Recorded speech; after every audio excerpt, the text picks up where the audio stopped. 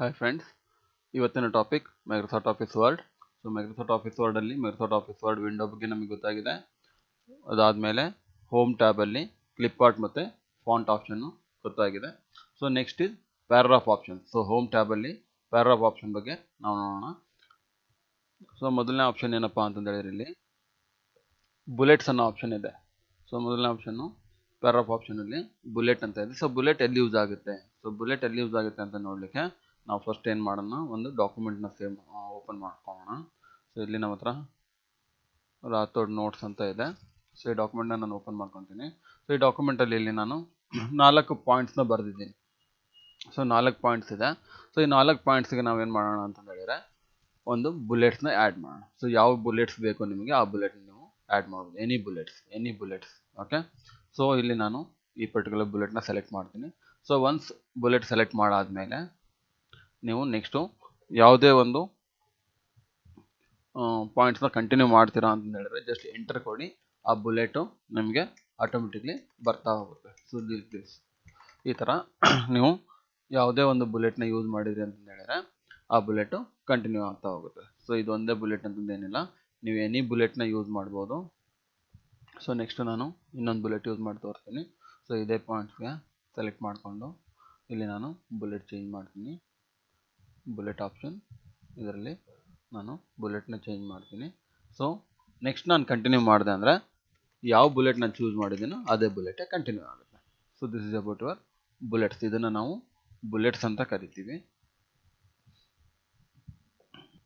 So ಇದೇ ಥರ ನಮಗೆ ನೆಕ್ಸ್ಟ್ ಆಪ್ಷನ್ನು ನಂಬರಿಂಗ್ ಅಂತ ಇದೆ. ಬುಲೆಟ್ಸ್ ಆದಮೇಲೆ ನೆಕ್ಸ್ಟ್ ಆಪ್ಷನ್ ನಮಗೆ ನಂಬರಿಂಗ್ ಅಂತ ಇದೆ. ಇಲ್ಲಿ ನೀವು ಬುಲೆಟ್ಸ್ ಯೂಸ್ ಮಾಡಿದ ಟೈಪೇ ನಂಬರ್ಸ್ನ ಯೂಸ್ ಮಾಡ್ಬೋದು. 1 2 3 ಯೂಸ್ ಮಾಡ್ಬೋದು. ಓಕೆ, ರೋಮನ್ ಲೆಟರ್ಸ್ ಯೂಸ್ ಮಾಡ್ಬೋದು, ಆರ್ಎಲ್ಸ್ ABCD ಯೂಸ್ ಮಾಡ್ಬೋದು. ನಿಮಗೆ ಯಾವ ಟೈಪ್ ಬೇಕೋ ಆ ಟೈಪ್ ನೀವು ಯೂಸ್ ಮಾಡ್ಕೋಬೋದು. ಸೊ ಇಲ್ಲಿ ನಾನು ಜಸ್ಟ್ 1 2 3 ಹಾಕಿ ತೋರಿಸ್ತೀನಿ. 4 ಅಂತ ಇದೆ. ಸೊ ನೆಕ್ಸ್ಟ್ ನಾನು ಕಂಟಿನ್ಯೂ ಮಾಡಿದೆ ಅಂದರೆ 5 ಬರುತ್ತೆ, ಮತ್ತೆ ಕಂಟಿನ್ಯೂ ಮಾಡಿದ್ರೆ 6 7 8 9 ಎಲ್ಲ ಕಂಟಿನ್ಯೂ ಆಗ್ತಾ ಹೋಗುತ್ತೆ. So this is about your numbering. ಇದನ್ನು ನಾವು ನಂಬರಿಂಗ್ ಅಂತ ಕರಿತೀವಿ. ಸೊ ಅದೇ ಥರ ನೀವು ಈವನ್ ABCDನೂ ಯೂಸ್ ಮಾಡ್ಬೋದು ನಂಬರಿಂಗಲ್ಲಿ. ಸೊ ಇಲ್ಲಿ ಬಂದುಬಿಟ್ಟು ನಾನು ರೋಮನ್ ಲೆಟರ್ಸ್ ಚೂಸ್ ಮಾಡ್ಬೋದು, ಆರ್ಎಲ್ಸ್ ABCDನೂ ಚೂಸ್ ಮಾಡ್ಬೋದು. ಇಲ್ಲಿ D ಅಂತ ಇದೆ. ಸೊ ನೆಕ್ಸ್ಟ್ ನಾನು ಕಂಟಿನ್ಯೂ ಮಾಡಿದ್ರೆ EFGH ಕಂಟಿನ್ಯೂ ಆಗ್ತಾ ಹೋಗುತ್ತೆ. ಓಕೆ, ಸೊ ಇಷ್ಟು ನಿಮಗೆ ಕ್ಲಿಯರ್ ಆಗಿದೆ ಅಂದ್ಕೊತೀನಿ. ಸೊ ಇದಾದಮೇಲೆ ನೆಕ್ಸ್ಟ್ ಏನಿದೆ ಆಪ್ಷನ್ ನಮಗೆ ಮಲ್ಟಿ ಲೆವೆಲ್ ಲಿಸ್ಟ್ ಅಂತ ಇದೆ. ಸೊ ಮಲ್ಟಿ ಲೆವೆಲ್ ಲಿಸ್ಟ್ ಎಲ್ಲಿ ಯೂಸ್ ಆಗುತ್ತೆ, ಯಾವ ಥರ ಯೂಸ್ ಆಗುತ್ತೆ ಅನ್ನೋದನ್ನು ನಾವು ನೋಡೋಣ. ಸೊ ಮಲ್ಟಿ ಲೆವೆಲ್ ಲಿಸ್ಟ್ ನೋಡೋಕ್ಕೆ ಇಲ್ಲಿ ನಮ್ಮ ಹತ್ರ ಇನ್ನೊಂದು ಆಪ್ಷನ್ ಇದೆ. ಸೊ ಇದರಲ್ಲಿ ನಾವು ಮಲ್ಟಿ ಲೆವೆಲ್ ಲಿಸ್ಟ್ನ ಚೆಕ್ ಮಾಡ್ಬೋದು. ಸೊ ಇಲ್ಲಿ ನಾನು ಏನು ಮಾಡ್ತೀನಿ ಅಂತಂದು ಹೇಳಿದ್ರೆ ಒಂದು ಬುಲೆಟ್ಸ್ನ ಯೂಸ್ ಮಾಡ್ತೀನಿ. Okay, so any bullets. So ಈ ಬುಲೆಟ್ನ ನಾನು ಯೂಸ್ ಮಾಡಿದ್ದೀನಿ ಅಂದ್ಕೊಳ್ಳಿ. ಸೊ ಇಲ್ಲಿ ನಾನು ಏನು ಮಾಡ್ತೀನಿ ಅಂತ ಹೇಳಿದ್ರೆ ಮಲ್ಟಿ ಲೆವೆಲ್ ಲಿಸ್ಟ್ನ ಶೋ ಮಾಡಬೇಕು. So multi level list show ಮಾಡಲಿಕ್ಕೆ ಇಲ್ಲಿ ನೀವು ಎನಿ ಪಾಯಿಂಟ್ಸ್ ಈ ಥರ ಬುಲೆಟ್ಸ್ ಯೂಸ್ ಮಾಡ್ತೀರ ಅಂದರೆ ಈ ಬುಲೆಟ್ನ ಯೂಸ್ ಮಾಡೋದು. ಬಟ್ ಅದಕ್ಕಿಂತ ಮುಂಚೆ ನಿಮಗೆ ಮಲ್ಟಿ ಲೆವೆಲ್ ಲಿಸ್ಟ್ ಗೊತ್ತಾಗೋಕ್ಕಿಂತ ಮುಂಚೆ ಇಂಡೆಂಟ್ ಅನ್ನೋ ಆಪ್ಷನ್ ಗೊತ್ತಾಗಬೇಕು. ಇಲ್ಲಿ 2 ಆಪ್ಷನ್ ಇದೆ ನಮಗೆ, ಇಂಡೆಂಟ್ ಅಂತೇಳಿ. ಒಂದು ಡಿಕ್ರೀಸ್ ಇಂಡೆಂಟ್ ಅಂತ ಇದೆ, ಮತ್ತೊಂದು ಇನ್ಕ್ರೀಸ್ ಇಂಡೆಂಟ್ ಅಂತ ಇದೆ. ಸೊ ಡಿಕ್ರೀಸ್ ಇಂಡೆಂಟ್ ಅಂದರೆ ಏನು, ಇನ್ಕ್ರೀಸ್ ಇಂಡೆಂಟ್ ಅಂದರೆ ಏನು ಅನ್ನೋದನ್ನು ನಾನು ಹೇಳ್ತೀನಿ ನಿಮಗೆ. ಸೊ ಮೊದಲು ಇಂಡೆಂಟ್ ಅಂದರೆ ಏನಪ್ಪ ಅಂತಂದು ಹೇಳಿದ್ರೆ ಒನ್ ಟ್ಯಾಬ್ ಸ್ಪೇಸಿಂಗ್. ಒಂದು ಸಲ ನೀವು ಕೀಬೋರ್ಡಲ್ಲಿ ಟ್ಯಾಬ್ ಬಟನ್ನ ಪ್ರೆಸ್ ಮಾಡಿದರೆ ಎಷ್ಟು ಸ್ಪೇಸ್ ಬರುತ್ತಲ್ಲ ಅದನ್ನು ನಾವು ಇಂಡೆಂಟ್ ಅಂತ ಕರಿತೀವಿ. ಸೊ ಇಲ್ಲಿ ನಾನು ಕ್ಲಿಕ್ ಮಾಡಿಕೊಂಡು ನನ್ನ ಕೀಬೋರ್ಡಲ್ಲಿ ಟ್ಯಾಬ್ ಬಟನ್ನ ನಾನು ಪ್ರೆಸ್ ಮಾಡ್ತಾ ಇದ್ದೀನಿ. ಸೊ ಟ್ಯಾಬ್ ಬಟನ್ ನಾನು ಪ್ರೆಸ್ ಮಾಡಿದ ತಕ್ಷಣ ಪರ್ಟಿಕ್ಯುಲರ್ ಸ್ಪೇಸಿಂಗ್ ಅದು ಮುಂದೆ ಹೋಗುತ್ತೆ. 1 ಇಂಚ್ ಅಂತ ಹೇಳ್ಬೋದು. ಸೊ ಪರ್ಟಿಕ್ಯುಲರ್ ಸ್ಪೇಸಿಂಗ್ ಅದು ಮುಂದೆ ಹೋಗುತ್ತೆ. ಸೊ ಇದನ್ನು ನಾವು ಇಂಡೆಂಟ್ ಸ್ಪೇಸಿಂಗ್ ಅಂತ ಹೇಳ್ತೀವಿ, ಆರ್ಎಲ್ಸ್ ಇಂಡೆಂಟ್ ಅಂತ ಕರಿತೀವಿ. ಸೊ ಇಂಡೆಂಟ್ ಯಾವ ಥರ ಯೂಸ್ ಆಗುತ್ತೆ ಮಲ್ಟಿ ಲೆವೆಲ್ ಲಿಸ್ಟಲ್ಲಿ ಅನ್ನೋದನ್ನು ನೋಡೋಣ. ಸೊ ಇಲ್ಲಿ ನನ್ನ ಫಸ್ಟ್ ಪಾಯಿಂಟ್ ಏನಿದೆ ಅಂತಂದು ಹೇಳಿದ್ರೆ ಸ್ಟೋರೇಜ್ ಡಿವೈಸಸ್ ಅಂತ ಇದೆ. ಸೊ ಈ ಸ್ಟೋರೇಜ್ ಡಿವೈಸಸಲ್ಲಿ 3 ಆಪ್ಷನ್ಸ್ ಇದೆ. ಸೊ 3 ಆಪ್ಷನ್ಸ್ ಇದೆ. ಸೊ ಇದಕ್ಕೆ ನಾನು ಏನು ಮಾಡ್ತೀನಿ ಅಂತಂದು ಹೇಳಿದ್ರೆ ಈ 3 ಆಪ್ಷನ್ನಿಗೆ ನಾನು ಇನ್ಕ್ರೀಸ್ ಇಂಡೆಂಟ್ನ ಆ್ಯಡ್ ಮಾಡ್ತೀನಿ. Increase indent. ಓಕೆ, ಸೊ ಇಲ್ಲಿ 1 ಟ್ಯಾಬ್ ಸ್ಪೇಸಿಂಗ್ ಅಷ್ಟು ಈ 3 ಆಪ್ಷನ್ನು ನೆಕ್ಸ್ಟ್ ಪೊಸಿಷನಿಗೆ ಬಂತು. ಅದೇ ಥರ ಮೆಮೊರಿ ಡಿವೈಸಸ್ ಅಂತ ಇದೆ. ಸೊ ಮೆಮೊರಿ ಡಿವೈಸಸ್ಸಲ್ಲೂ ನಾನು ಏನು ಮಾಡ್ತೀನಿ, ಇದನ್ನು 1 tab spacing. So next is mother board, CPU, SMP ಮತ್ತು PCI ಕಾರ್ಡ್ಸ್ ಅಂತ ಇದೆ. ಸೊ ಇದರಲ್ಲಿ ನಿಮಗೆ ಮಲ್ಟಿ ಲೆವೆಲ್ ಲಿಸ್ಟು ಯಾವ ಥರ ವರ್ಕ್ ಆಗುತ್ತೆ ಅಂತೇಳಿ ಗೊತ್ತಾಗಿದೆ. ಸೊ ಇಲ್ಲಿ ಇಂಡೆಂಟ್, ಡಿಕ್ರೀಸ್ ಇಂಡೆಂಟ್ ಮತ್ತು ಇನ್ಕ್ರೀಸ್ ಇಂಡೆಂಟ್ನ ಯೂಸ್ ಮಾಡ್ಕೊಂಡು ನಾವು ಮಲ್ಟಿ ಲೆವೆಲ್ ಲಿಸ್ಟ್ನ ಮಾಡ್ಬೋದು. So this is the first level. 1 2 3 4 5 ಅಂತ ಇರೋದು ಫಸ್ಟ್ ಲೆವೆಲು. ಏನೋ ಈ ಡಾಟ್ಸ್ ಏನಿದೆಲ್ಲ ಇದನ್ನು ಸೆಕೆಂಡ್ ಲೆವೆಲ್ ಅಂತ ಕರಿತೀವಿ. ಇನ್ ಕೇಸ್ ಏನಾದರೂ ನಾವು ಇದರಲ್ಲೇ ಥರ್ಡ್ ಲೆವೆಲ್ ಅಂತ ಮಾಡುವಾಗ ಅಂದರೆ ಮಲ್ಟಿ ಲೆವೆಲ್ ಅಂದರೆ ಭಾಳಷ್ಟು ಲೆವೆಲ್ಸ್ ಮಾಡಬೇಕು ಅಂದರೆ ಈಗ ರ್ಯಾಮಲ್ಲಿ ನಾನು ಏನು ಮಾಡ್ತೀನಿ, ಸಬ್ ಪಾಯಿಂಟ್ಸ್ ಕೊಟ್ಬಿಟ್ಟು D RAM, E RAM, E P RAM ಅಂದೇಳಿ ಬರುತ್ತೆ. ಸೊ ಇದನ್ನು ನಾನೇನು ಮಾಡ್ತೀನಿ, ಇದರಲ್ಲಿ ಸಬ್ ಪಾಯಿಂಟ್ಸ್ ಆಗಿ ಇನ್ನೊಂದು ಇಂಡೆಂಟ್ ಕೊಡ್ತೀನಿ, ಇಲ್ಲಿ ಡಬಲ್ ಇಂಡೆಂಟ್ ಯೂಸ್ ಮಾಡ್ತೀನಿ. ಸೊ ಇವಾಗ ನೋಡಿ, ಇದನ್ನು multi level list. So first level ಏನಿದೆ 1 2 3 4 5 ಇದೆ. ಸೆಕೆಂಡ್ ಲೆವೆಲ್ಲು ನಮಗೆ ಸಿಂಬಲ್ಸ್ ಇದೆ. ಥರ್ಡ್ ಲೆವೆಲ್ ಮತ್ತು ಸೆಕೆಂಡ್ ಲೆವೆಲಲ್ಲಿ ಆದಮೇಲೆ ಸಬ್ ಪಾಯಿಂಟ್ಸ್ ಏನು ಬರುತ್ತೆ ಅದಕ್ಕೆ ABC ಅಂತ ಹೇಳಿದೆ. ಸೊ ಇದನ್ನು ನಾವು ಮಲ್ಟಿ ಲೆವೆಲ್ ಲಿಸ್ಟ್ ಅಂತ ಕರಿತೀವಿ. ಸೊ ಈ ಮಲ್ಟಿ ಲೆವೆಲ್ ಲಿಸ್ಟಿಗೆ ನೀವು ಹೋಗ್ಬಿಟ್ಟು ಯಾವ ಥರ ನಿಮಗೆ ರಿಕ್ವೈರ್ಡ್ ಇದೆನೋ, ಯಾವ ಆಪ್ಷನ್ ರಿಕ್ವೈರ್ಡ್ ಇದೆನೋ ಅದನ್ನು ನೀವು ಚೂಸ್ ಮಾಡ್ಬೋದು. ಸೊ ಇದನ್ನು ನಾವು ಮಲ್ಟಿ ಲೆವೆಲ್ ಲಿಸ್ಟ್ ಅಂತ ಕರಿತೀವಿ. ಸೊ ಇಲ್ಲಿ ನೋಡಿ ಏನಾಗಿದೆ ಅಂತಂದು ಹೇಳಿದ್ರೆ, ಈಗ ಮಲ್ಟಿ ಲೆವೆಲ್ ಲಿಸ್ಟಲ್ಲಿ ಕ್ಲಿಯರಾಗಿ ಬರಲಿಲ್ಲ, ನಾನೇನು ಕೊಟ್ಟಿದ್ದೀನೋ ನಮಗೆ ಯಾವ ಥರ ರಿಕ್ವೈರ್ಡ್ ಇದೆನೋ ಅದು ಬಂದಿಲ್ಲ. ಸೊ ಇಲ್ಲಿ ಏನಾಗಿದೆ ಅಂದರೆ ಸಮ್ ಅಲೈನ್ಮೆಂಟ್ಸು ಚೇಂಜ್ ಆಗಿರುತ್ತೆ ನಾವು ವರ್ಕ್ ಮಾಡೋ ಟೈಮಲ್ಲಿ.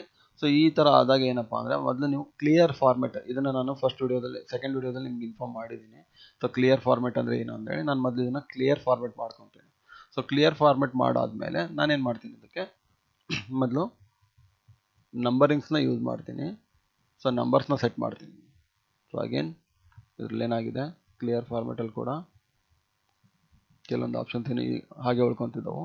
ಸೊ ಇದನ್ನು ನಾನು ತಗೊತೀನಿ, ಕ್ಲಿಯರ್ ಫಾರ್ಮೆಟ್ ಮಾಡ್ಕೊತೀನಿ. ಕ್ಲಿಯರ್ ಫಾರ್ಮೆಟ್ ಇಲ್ಲಿದ್ದ ಬೆಸ್ಟ್ ಆಪ್ಷನ್ ಸ್ಟೋರೇಜ್ ಡಿವೈಸಸ್, ಇಲ್ಲಿವರೆಗೂ ನಾನು ಕ್ಲಿಯರ್ ಫಾರ್ಮೆಟ್ ಮಾಡ್ತೀನಿ.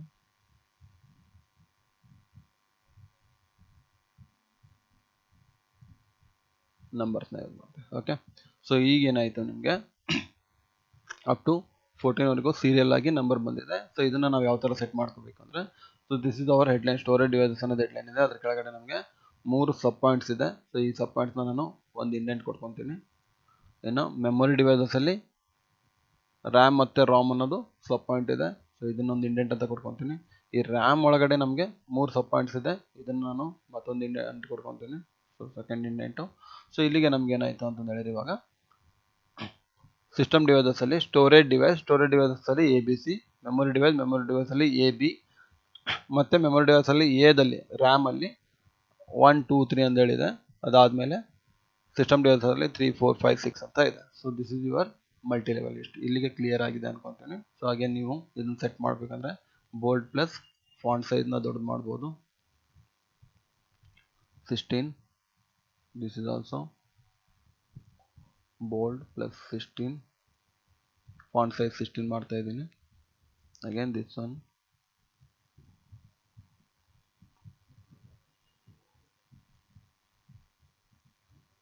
ಬೋಲ್ಡ್ 16. ಓಕೆ, ಇದನ್ನು ನಾನು ಫಾಂಟ್ ಸೈಜ್ 14 ಮಾಡ್ಕೊಳ್ಬೋದು. 14 and this one is also 14. Okay, so ಈಗ ನಾವು ಸೆಕೆಂಡ್ ಪೇಜಲ್ಲಿ ಇದನ್ನು ಚೆಕ್ ಮಾಡೋಣ. ಸೊ ಇಲ್ಲಿ ನೋಡಿ, so this is about your multi level list. ಇದನ್ನು ನಾವು ಮಲ್ಟಿ ಲೆವೆಲ್ ಲಿಸ್ಟ್ ಅಂತ ಕರಿತೇವೆ. ಸೊ ಇದ್ರ ಬಗ್ಗೆ ನಿಮಗೆ ಕ್ಲಿಯರ್ ಆಯ್ತು ಅನ್ಕೊತೀನಿ, multi level list. So next is sort option. Sort ಅಂದರೆ ಏನಪ್ಪ ಅಂತಂದು ಹೇಳಿದ್ರೆ, ಜೋಡಿಸೋದು, ಕ್ರಮಬದ್ಧವಾಗಿ ಜೋಡಿಸೋದನ್ನು ನಾವು ಸಾರ್ಟ್ ಅಂತ ಕರಿತೀವಿ. ಇಲ್ಲಿ ನಾವು ಏನು ಜೋಡಿಸ್ತೀವಿ ಅಂದರೆ, ಯಾವುದಾದ್ರೂ ಒಂದು ಲಿಸ್ಟ್ ತಗೊಳ್ಳೋಣ. ಸೊ ಇಲ್ಲಿ ಒಂದು ಲಿಸ್ಟ್ ಇದೆ ಲಾಸ್ಟಿಗೆ. ಸೊ ಇಲ್ಲಿ ಸಮ್ ಸ್ಟೂಡೆಂಟ್ ನೇಮ್ಸ್ ಇದೆ. ಸೊ ಇಲ್ಲೊಂದು ಲಿಸ್ಟ್ ಇದೆ, ಸ್ಟೂಡೆಂಟ್ ನೇಮ್ಸ್ ಇದೆ. ಸೊ ಈ ನೇಮ್ಸ್ನ ನಾವೇನು ಮಾಡಬೇಕಪ್ಪ ಅಂತಂದು ಹೇಳಿದ್ರೆ, A to Z ಸಾರ್ಟ್ ಮಾಡಬೇಕು. ಮೊದಲು ಎದಿಂದ ಬರೋರು, ಆಮೇಲೆ B, ಆಮೇಲೆ C, ಆಮೇಲೆ D, ಈ ಥರ ನಾನು ಸಾರ್ಟ್ ಮಾಡೋದು. ಆ್ಯಸ್ ಅಟೆಂಡೆನ್ಸ್ ರಿಜಿಸ್ಟರ್ ಏನು ಮಾಡ್ತೀವಲ್ಲ, ಸೊ ಆ ಥರ ನಾನು ಇದನ್ನು ಏನು ಮಾಡಬೇಕು, ಸಾರ್ಟ್ ಮಾಡಬೇಕು. ಸೊ ಸಾರ್ಟ್ ಮಾಡಬೇಕು ಅಂತಂದು ಹೇಳಿದ್ರೆ ನಾನೇನು ಮಾಡ್ತೀನಿ, ಇಲ್ಲಿ ನೇಮ್ಸ್ ಎಲ್ಲದನ್ನು ಸೆಲೆಕ್ಟ್ ಮಾಡ್ಕೊತೀನಿ. ಅರಸ್ ನನಗೆ ಯಾವ ಲಿಸ್ಟ್ ಬೇಕೋ ಆ ಲಿಸ್ಟ್ನ ಸೆಲೆಕ್ಟ್ ಮಾಡ್ಕೊತೀನಿ. ಸೆಲೆಕ್ಟ್ ಮಾಡಿಕೊಂಡು ಸಾರ್ಟ್ ಆಪ್ಷನಿಗೆ ಬಂದುಬಿಟ್ಟು, ಈ ಸಾರ್ಟಲ್ಲಿ ಟೆಕ್ಸ್ಟ್ ಆಪ್ಷನ್ ಇದೆ. ಸೊ ಇಲ್ಲಿ ನಿಮಗೆ ಟೆಕ್ಸ್ಟು, ನಂಬರ್ ಮತ್ತು ಡೇಟ್ ಅಂತಂದು ಹೇಳಿದೆ. ಸೊ ಇವಾಗ text related A to Z ಮಾಡ್ತಿರೋದ್ರಿಂದ ಟೆಕ್ಸ್ಟ್ ರಿಲೇಟೆಡು. ನಂಬರ್ಸ್ ಇದ್ದರೆ ನಂಬರು, ಡೇಟ್ ಇದ್ದರೆ ಡೇಟ್ ಪ್ರಕಾರ ನೀವು ಸೆಟ್ ಮಾಡ್ಬೋದು. ಸೊ ಮೊದಲು ನಾನು ಟೆಕ್ಸ್ಟ್ ಅಂತ ತೊಗೊಂಡು, ಅಸೆಂಡಿಂಗ್ ಮತ್ತು ಡಿಸೆಂಡಿಂಗ್ ಅಂತ ಇದೆ. ಸೊ ಅಸೆಂಡಿಂಗ್ ಅಂದರೆ ಏನಪ್ಪ ಅಂತಂದು ಹೇಳಿದ್ರೆ, A to Z, A ಇರೋದು ಮೊದಲು ಬರುತ್ತೆ, ಆಮೇಲೆ B, ಆಮೇಲೆ C, ಈ ಥರ ಹಿಂಗೆ ಕಂಟಿನ್ಯೂ ಆಗಿಬಿಟ್ಟು Z ವರೆಗೂ ಸಾರ್ಟ್ ಆಗುತ್ತೆ. ಇನ್ನು ಡಿಸೆಂಡಿಂಗ್ ಅಂತಂದು ಹೇಳಿದ್ರೆ Z to A, ಮೊದಲು Z ಬಂದುಬಿಟ್ಟು Y ಬಂದು X ಈ ಥರ ರಿಟರ್ನ್ ಬರುತ್ತೆ. Z ಮೊದಲು ಬಂದು A ಲಾಸ್ಟಿಗೆ ಬರುತ್ತೆ. ಸೊ ಅದನ್ನು ನಾವು ಡಿಸೆಂಡಿಂಗ್ ಅಂತ ಕರಿತೀವಿ. ಮೊದಲು ಅಸೆಂಡಿಂಗ್ ಆಪ್ಷನಲ್ಲಿ ನಾವು ಆರ್ಡರ್ ಮಾಡೋಣ. ಸೊ ಈಗ ರಾಜು ಅಂತ ಇದೆ, ಬಟ್ ಅಸೆಂಡಿಂಗ್ ಅಂತಂದ ಕೊಟ್ಟಾಗ ಏನು ಬರುತ್ತೆ ನೋಡಿ. ಓಕೆ, ಸೊ ಇವಾಗ ನೋಡಿ ಅಸೆಂಡಿಂಗ್ ಅಂತ ಕೊಟ್ಟ ತಕ್ಷಣ ಎ ಫಸ್ಟ್ ಬಂತು.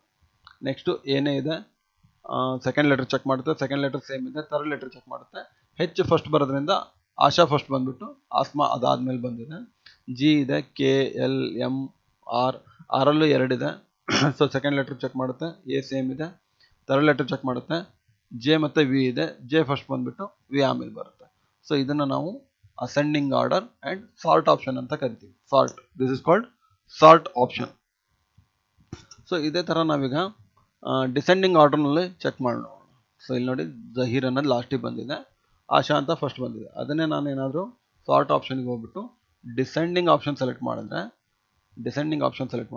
ಜಹೀರ್ ಫಸ್ಟ್ ಬಂದ್ಬಿಟ್ಟು ಆಶಾ ಲಾಸ್ಟಿಗೆ ಬಂದಿದೆ.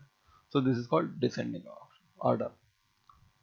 ಇನ್ನು ಸಾರ್ಟಲ್ಲಿ ಅಸೆಂಡಿಂಗ್ ಅಂತ ಸೆಲೆಕ್ಟ್ ಮಾಡಿದರೆ ಎ ಟು ಝೆಡ್ ಆಗುತ್ತೆ. So this is about your sort option. ಇದನ್ನು ನಾವು ಸಾರ್ಟ್ ಅಂತ ಕರಿತೀವಿ. ಇಲ್ಲಿ ನೀವು ಅಸೆಂಡಿಂಗ್ ಮತ್ತು ಡಿಸೆಂಡಿಂಗ್ ಎರಡು ಆಪ್ಷನ್ನ ಯೂಸ್ ಮಾಡ್ಬೋದು. ಇವನ್ ಇದನ್ನು ನೀವು ನಂಬರಲ್ಲೂ ಕೂಡ ಯೂಸ್ ಮಾಡ್ಬೋದು. ಸೊ ಒಂದು ಸಿಂಪಲ್ ಎಕ್ಸಾಂಪಲ್ ನಂಬರ್ ರಿಲೇಟೆಡ್ ಏನೋ ಆಪ್ಷನ್ ಇದನ್ನು ನೋಡೋಣ. ಸೊ ಇಲ್ಲಿ ಕೆಲವೊಂದು ನಂಬರ್ನ ನಾನು ಎಂಟ್ರಿ ಮಾಡ್ಕೊತ ಹೋಗ್ತೀನಿ. ಎಲ್ಲದು 3 ಡಿಜಿಟ್ ನಂಬರೇ ಕೊಡ್ತೀನಿ ನಾನು.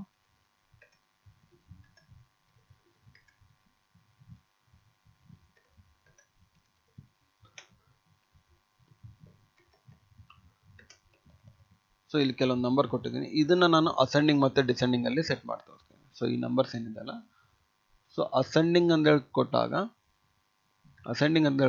ಏನಾಗುತ್ತೆ ಅಂತ ಹೇಳಿದ್ರೆ ಸ್ಮಾಲ್ ನಂಬರ್ ಮೊದಲು ಬರುತ್ತೆ. ಯಾವ ನಂಬರ್ ಸ್ಮಾಲ್ ಇದೆನೋ ಅದು ಮೊದಲು ಬರುತ್ತೆ.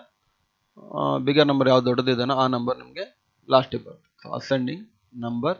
ಓಕೆ, ಸೊ ಇವಾಗ ನೋಡಿ 256, 365, 395, 457, 589, 656, 777, 888, 958. ಸೊ ಇದು ದೊಡ್ಡ ನಂಬರು. 958 ಅನ್ನೋದು ದೊಡ್ಡ ನಂಬರು, 256 ಅನ್ನೋದು ಚಿಕ್ಕ ನಂಬರ್. ಇಲ್ಲಿ ನಾವು ಕೊಟ್ಟಿರೋ ನಂಬರಲ್ಲಿ ಚಿಕ್ಕದು ಮೊದಲಿದೆ, ದೊಡ್ಡದು ಲಾಸ್ಟಿಗಿದೆ. ಅದೇ ಥರ ಡಿಸೆಂಡಿಂಗ್ ಆಪ್ಷನಲ್ಲಿ ನಾನು ನಂಬರ್ಸ್ನ ಸಾರ್ಟ್ ಮಾಡಿದರೆ ಈ ದೊಡ್ಡ ನಂಬರ್ ಬಂದ್ಬಿಟ್ಟು ಮೊದಲು ಬರುತ್ತೆ, ಚಿಕ್ಕ ನಂಬರ್ ಬಂದ್ಬಿಟ್ಟು ಲಾಸ್ಟಿಗೆ ಬರುತ್ತೆ. ಸೊ ಅಕೌಂಟ್ಸ್ ರಿಲೇಟೆಡ್ ಇದ್ದಾಗ ಇದು ಕೂಡ ನಿಮಗೆ ಹೆಲ್ಪ್ ಆಗ್ಬೋದು. ಸೊ ಈ ಥರ ನೀವು ನಂಬರ್ ರಿಲೇಟೆಡ್ ಆಗಿರ್ಬೋದು, ಡೇಟ್ ರಿಲೇಟೆಡ್ ಆಗಿರ್ಬೋದು, ಆರ್ ಎಲ್ಸ್ ಟೆಕ್ಸ್ಟ್ ರಿಲೇಟೆಡ್ ಆಗಿರ್ಬೋದು ಸಾರ್ಟ್ ಮಾಡ್ಬೋದು. ಅಸೆಂಡಿಂಗ್ ಆ್ಯಂಡ್ ಡಿಸೆಂಡಿಂಗ್ ಆಪ್ಷನಲ್ಲಿ ನೀವು ಅದನ್ನು ಸಾರ್ಟ್ ಮಾಡ್ಬೋದು. ಸೊ ನೆಕ್ಸ್ಟ್ ಏನಪ್ಪ ಅಂತಂದು ಹೇಳಿದ್ರೆ ಶೋ ಹೈಡ್ ಅನ್ನೋ ಆಪ್ಷನ್ ಇದೆ. ಸೊ ಶೋ ಹೈಡ್ ಅಂದರೆ ಏನಪ್ಪ ಅಂತ ಹೇಳಿದ್ರೆ ಕೆಲವೊಂದು ಕ್ಯಾರೆಕ್ಟರ್ ನಮ್ಮ ಹೈಡ್ ಆಗಿರುತ್ತೆ, ನಮ್ಮಿಂದ ಕೆಲವೊಂದು ಕ್ಯಾರೆಕ್ಟರ್ ಹೈಡ್ ಆಗಿರುತ್ತೆ. ಅಂದರೆ ನಾವು ಯೂಸ್ ಮಾಡ್ತಾ ಇರ್ತೀವಿ, ಬಟ್ ಅದು ನಮ್ಮ ಕಣ್ಣಿಗೆ ಕಾಣ್ತಾ ಇರಲ್ಲ. ಸೊ ಅದನ್ನು ನಾವು ಹೈಡ್ ಅಂತ ಕರಿತೀವಿ. ಸೊ ಯಾವ ಆಪ್ಷನ್ಸ್ ಅಂತಂದು ಹೇಳಿದ್ರೆ ಇವಾಗ ನೋಡಿ ನಾನಿಲ್ಲಿ ಎಂಟ್ರಿ ಕೊಡ್ತಾ ಹೋಗ್ತೀನಿ. ಸೊ ಎಂಟ್ರಿ ನಮಗೆ ಕಣ್ಣಿಗೆ ಕಾಣಲ್ಲ, ಎಂಟ್ರಿ ಕೊಟ್ಟಿದ್ದೀವಿ ಅಂತೇಳಿ. ಅದೇ ಥರ ಟ್ಯಾಬ್ ಬಟನ್ ಕೊಟ್ಟರೆ ಸ್ಪೇಸಿಂಗ್ ಬರ್ತಾ ಹೋಗುತ್ತೆ, ಬಟ್ ಅಲ್ಲಿ ನಾವು ಟ್ಯಾಬ್ ಕೊಡ್ತಿದ್ದೀವಿ ಅಂತೇಳಿ ಗೊತ್ತಾಗಲ್ಲ. ಅದೇ ಥರ ನಾವು ಸ್ಪೇಸ್ ಕೊಟ್ವಿ ಅಂತಂದು ಹೇಳಿದ್ರು ಸ್ಪೇಸ್ ಕೊಡ್ತಾ ಇದ್ದೀವಿ ಅಂತೇಳಿ ಗೊತ್ತಾಗಲ್ಲ. ಸೊ ಈ ಥರದ್ದು ಕ್ಯಾರೆಕ್ಟರ್ ಇವನ್ನೆಲ್ಲ ನಾನ್ ಪ್ರಿಂಟಿಂಗ್ ಕ್ಯಾರೆಕ್ಟರ್ ಅಂತ ಕರಿತೀವಿ. ಈ ನಾನ್ ಪ್ರಿಂಟಿಂಗ್ ಕ್ಯಾರೆಕ್ಟರ್ನ ಶೋ ಮಾಡಲಿಕ್ಕೆ ಶೋ ಆಪ್ಷನ್ನ ಯೂಸ್ ಮಾಡ್ತೀವಿ. So this is the enter button. ಇದೆಲ್ಲದು ಎಂಟರ್ ಬಟನ್, ಇದು ನಿಮ್ಮ ಟ್ಯಾಬ್ ಬಟನ್, ಇದು ಸ್ಪೇಸ್ ಬಟನ್. ಸೊ ಇದನ್ನು ನಾವು ಶೋ ಹೈಡ್ ಆಪ್ಷನ್ ಯೂಸ್ ಮಾಡಿಕೊಂಡು ಚೆಕ್ ಮಾಡ್ಬೋದು. So this is about your show hide option. ಇದು ಯಾವ್ಯಾವ ನಾನ್ ಪ್ರಿಂಟಿಂಗ್ ಕ್ಯಾರೆಕ್ಟರ್ ಇರುತ್ತೋ, ಬರಿಗಣ್ಣಿಂದ ಹೈಡ್ ಆಗಿರುತ್ತೋ ಅದನ್ನು ನೋಡ್ಲಿಕ್ಕೆ ಅಂತಂದೇಳಿ ನಾವು ಶೋ ಬಟನ್ನ ಯೂಸ್ ಮಾಡ್ತೇವೆ. This is about your show hide option. ಇನ್ನು ನೆಕ್ಸ್ಟ್